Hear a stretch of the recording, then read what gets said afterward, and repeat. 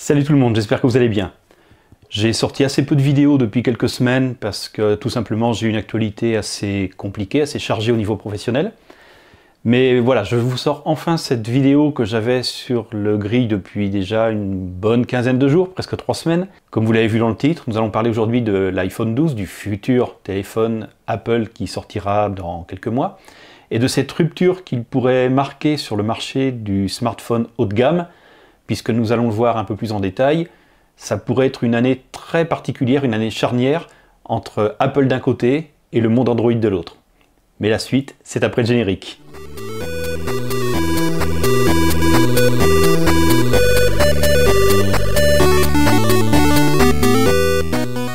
Traditionnellement, les iPhones sont plutôt considérés comme les téléphones les plus haut de gamme ou les plus chers, si vous préférez, du marché. C'est un peu moins vrai depuis quelques années, puisque les constructeurs ont eu tendance de plus en plus à hausser leurs tarifs, les constructeurs Android s'entend. Et cette année, on se retrouve avec des téléphones Android qui démarrent très fort en termes tarifaires, plus que les années précédentes quelque part. Et par rapport à ce qui s'annonce sur ce que pourrait être la gamme iPhone 12, eh bien on pourra avoir certaines surprises un peu tarifaire, mais surtout sur la cohérence de la gamme.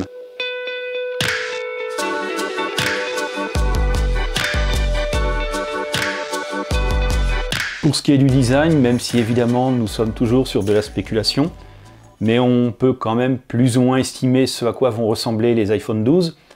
Ça fait déjà plusieurs semaines que des leaks sont publiés, et ils se basent quand même sur des éléments relativement fiables, dirons-nous. Donc vous avez à l'écran ce que sera probablement, en termes de design, le prochain iPhone 12. Bon, l'écran déjà, il sera OLED sur toute la gamme, bien évidemment, là, pas de surprise. Les bordures seront plus réduites, elles vont encore être plus fines.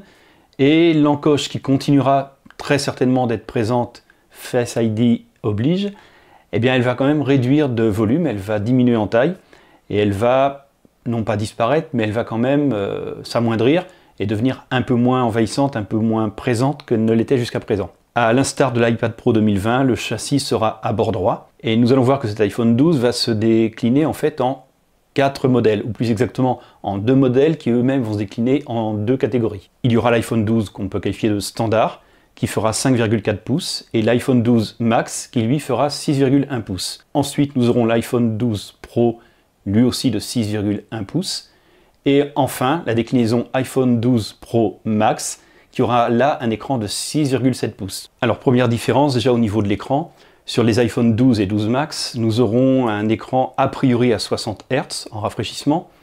Il est parfois fait référence également d'un écran 90 Hz, mais il semblerait que le 60 Hz tienne la corde. Donc on va partir sur ce principe. Quant à l'iPhone 12 Pro, il aura un écran ProMotion XDR à 120 Hz. Alors par contre, il se murmure que le 120 Hz pourrait ne pas être activé par défaut lors de la sortie de l'iPhone 12, car en fonction de la consommation énergétique, il se pourrait qu'Apple se réserve la possibilité de l'activer ultérieurement lorsque les mises à jour auront permis d'un peu mieux gérer tout ça. Bon, ça reste de la spéculation, mais l'écran à 120 Hz en tant que tel, il semblerait qu'il soit acté. Sur les modèles Pro, le châssis sera en acier inoxydable, là où il sera en alu sur le modèle iPhone 12 standard. Donc le design se rapprochera fortement de ce que nous avons sur l'iPad Pro, et c'est logique. Donc quelque chose qui sera toujours avec cette encoche, mais malheureusement techniquement aujourd'hui il n'est pas vraiment possible de faire sans. Mais elle va quand même diminuer. Des bords qui a priori devraient être très fins, donc on peut s'attendre à de très beaux écrans. Et en fait, si on peut résumer tout ça, c'est qu'avec les dimensions de 5,4, 6,1 et 6,7 pouces, nous aurons des téléphones qui, à dimension équivalente, auront des écrans légèrement plus grands que précédemment, parce que justement, les bords vont s'affiner. Pour la partie technique, nous allons donc avoir un Face ID plus performant, qui prendra moins de place, comme vous pouvez le voir sur l'encoche. Nous aurons droit évidemment au processeur A14. Alors le processeur A14, que dire si ce n'est qu'il aura plus de puissance que le processeur A13. De ce côté-là, il n'y a pas d'inquiétude à avoir. Le processeur A13 est déjà surpuissant, donc le A14 ne pourra être qu'excellent. Donc aucun problème de ce côté-là, même si je n'ai pas plus d'éléments le concernant. Ce qui va ensuite différencier les modèles d'iPhone 12 et d'iPhone 12 Pro, c'est que nous aurons 4 Go de RAM sur le premier, et 6 Go de RAM sur le modèle Pro. Déjà l'iPhone 11 avec 4 Go est excellent, Il est vraiment réputé pour avoir une interface très fluide. Il n'y a donc aucune inquiétude à avoir concernant ce modèle de base avec seulement 4 Go. Autre changement notable, c'est le stockage. Jusqu'à présent, les iPhones démarraient à 64 Go sur les derniers modèles. Et bien dorénavant, l'entrée de gamme sera en 128 Go pour les iPhones. Vous aurez donc du 128, 256, voire 512 Go selon les modèles. Donc c'est un nouveau changement, et pour mémoire, il n'y a pas de stockage externe sur les iPhones. Donc c'est vraiment une évolution très intéressante, puisqu'aujourd'hui les photos et vidéos prennent de plus en plus de place.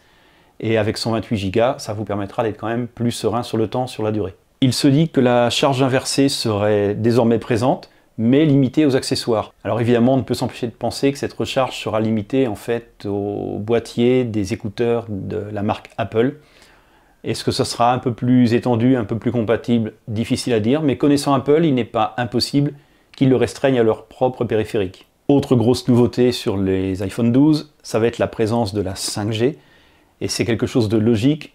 Apple ne pouvait plus faire l'impasse sur la 5G, puisque les iPhones vont sortir au même moment, ou quasiment que les offres, en tout cas au niveau de la France, sachant que les offres 5G existent déjà dans certains autres pays européens notamment, et ailleurs dans le monde. Donc, c'est fort logique, l'iPhone 12 sera compatible 5G. Sinon, pour ce qui est de la recharge, malheureusement, il semble qu'on reste encore et toujours sur du Lightning. On va se demander si l'USB-C verra un jour son apparition sur les iPhones. C'est quelque chose qu'on peut de plus en plus mettre en doute, étant donné l'évolution... enfin bon, quoi qu'il en soit, a priori, on repart pour du Lightning une fois de plus. Pour la partie photo et vidéo, l'iPhone 12 aura 2 capteurs, là où l'iPhone 12 Pro en aura 3. L'iPhone 12 aura un capteur grand angle et ultra grand angle. Sur la version Pro, nous aurons en plus un téléobjectif qui viendra s'ajouter aux 2 objectifs précédents. Alors sur les versions Pro, notons également la présence d'un capteur LiDAR. Moi non plus, je ne sais pas trop comment le prononcer. Ce capteur est parfois présenté comme ayant des avantages dans le cadre de la photo de portrait. À vrai dire, pour l'instant, ça n'a pas vraiment été prouvé, puisqu'on trouve ce capteur déjà sur l'iPad Pro 2020 notamment. En réalité, il faut plutôt y trouver un intérêt dans la réalité augmentée, puisque ce capteur, c'est en fait une sorte de radar, de laser, qui va dans un rayon, enfin à une distance de 5 mètres, capter les différents objets, les différentes personnes qui sont présentes dans le champ, et ça lui permet d'ajuster justement la notion de profondeur. Mais apparemment, au niveau de la photo, il ne semble pas que ce soit vraiment pertinent en termes de gain. Comme vous le savez, les iPhones sont réputés pour être très bons en photo et encore meilleurs en vidéo.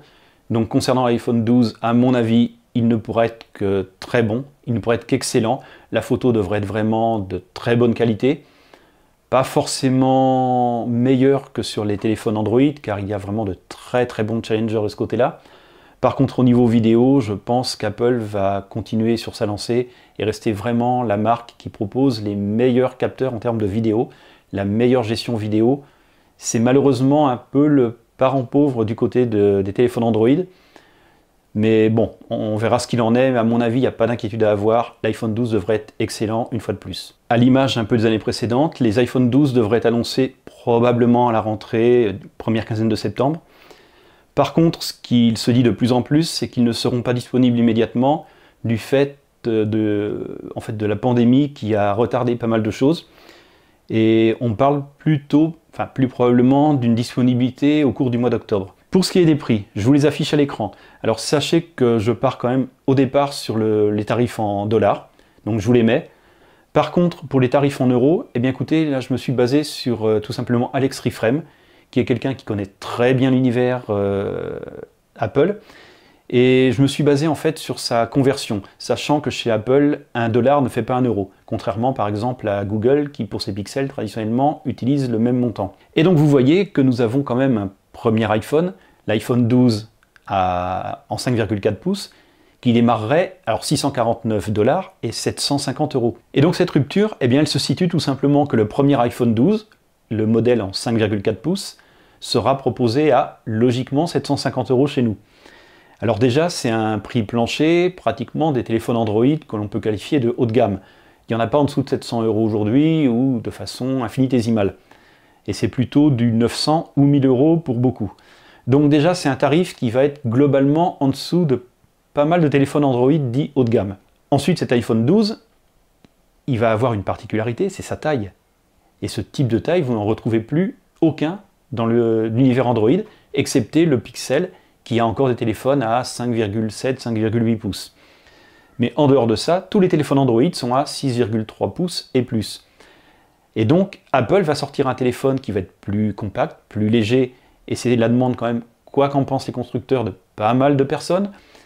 Il va être à un prix plancher, par rapport, en tout cas évidemment, à des téléphones haut de gamme, et donc Apple pourrait se retrouver avec un téléphone quelque part plus, je vais pas dire plus abordable, mais presque, que les téléphones Android. Alors qu'à l'inverse, les années précédentes, c'était plutôt les iPhones qui étaient bien plus chers que les téléphones Android, à catégorie équivalente, entendons-nous.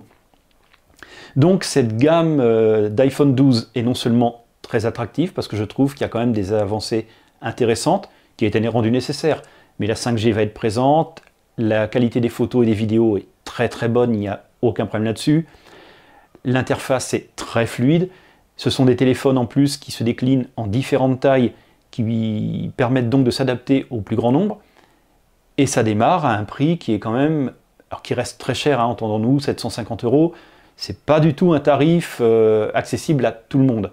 Mais pour un téléphone haut de gamme, eh bien ça va être un téléphone qui va être très très bien positionné, et ça finalement c'est peut-être la plus grosse rupture que l'on peut avoir ces dernières années dans l'univers des smartphones.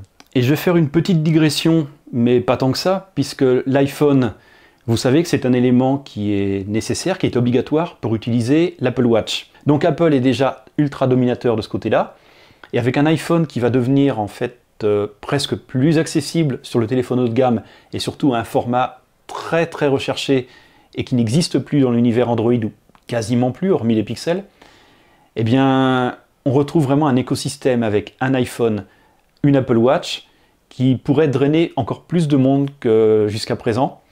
Et il n'est pas exclu que certains utilisateurs de téléphones Android se tournent finalement vers Apple, parce qu'ils vont y retrouver quelque chose de plus cohérent, parce que quoi qu'on en dise, Apple réussit à faire une gamme plus cohérente. Enfin, moi je vous dis ça, je ne suis pas utilisateur d'iPhone, je n'en ai jamais utilisé, donc je considère ne pas être... Enfin, je considère être relativement objectif à ce niveau-là. Et j'avoue que cette gamme iPhone 12 qui arrive m'intéresse énormément. Et cette compatibilité avec l'Apple Watch, eh bien, ça lui donne encore plus d'attrait. Et Apple pourrait devenir vraiment le constructeur qui sort son épingle du jeu. Donc nous verrons, mais 2020 pourrait fort bien être une année charnière, une année où un basculement va s'opérer. Et je suis très curieux de voir comment les constructeurs Android et Google en tout premier lieu vont réagir par rapport à l'arrivée sur ce segment de marché, ou du moins ce positionnement d'Apple. C'est peut-être plutôt finalement les constructeurs Android qui sont allés vers des tarifs stratosphériques. Apple reste peut-être plus sur une ligne cohérente. En tout cas, nous verrons comment ça va évoluer. Je suis très curieux de voir ce qu'il en est. Dites-moi ce que vous en pensez dans les commentaires, donnez-moi vos avis. Dites-moi comment vous voyez cette gamme d'iPhone 12, est-ce que vous pourriez être intéressé? Ou si vous êtes déjà sur les téléphones Apple, bon, dites-moi comment vous voyez justement cette évolution. En tout cas, j'espère que cette vidéo vous a apporté quelques éléments qui vous ont intéressé. N'hésitez pas à la partager sur les réseaux sociaux, à la commenter, à la liker, vous savez que c'est important pour les algorithmes de YouTube. Quant à moi, je vous dis à très bientôt, certainement plus rapidement que les dernières fois, dans une prochaine vidéo. Salut tout le monde!